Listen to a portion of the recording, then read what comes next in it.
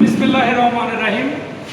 পরম করুণাময় মহান আল্লাহ তাআলার অশেষ সহমতে আজকে আনন্দ ঘনভরা মন নিয়ে আমি আজকে আসছিলাম। আমরা সবাই অর্থাৎ 94 ব্যাচ তপবন বিদ্যালয়।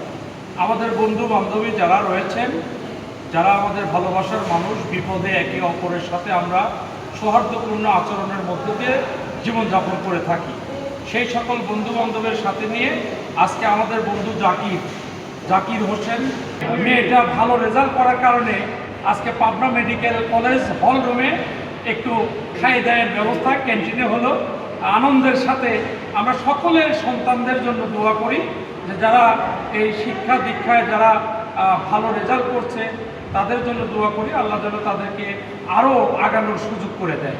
সেই সাথে আমরা যারা বন্ধু বান্ধবী এখানে রয়েছি, আমাদের অনেক বান্ধবী রয়েছে, তাদের এত পরিচয় আমি দিলাম না। তো আমি বলতে চাই যে আমি আগামীতে ইউপি চেয়ারম্যান হিসাবে পদপ্রার্থিতা করতে যাচ্ছি হিমায়তপুর ইউনিয়ন। তো আমাদের যারা বন্ধু সার্কেল আছে প্রায় 75-80 জন বন্ধু সার্কেল, 94 ব্যাচ রয়েছে। চর অঞ্চল সহ হিমায়তপুর থেকে শুরু করে চর অঞ্চল সহ সকলকে অনুরোধ রাখবো যে আমাদের জন্য নির্বাচন করবেন।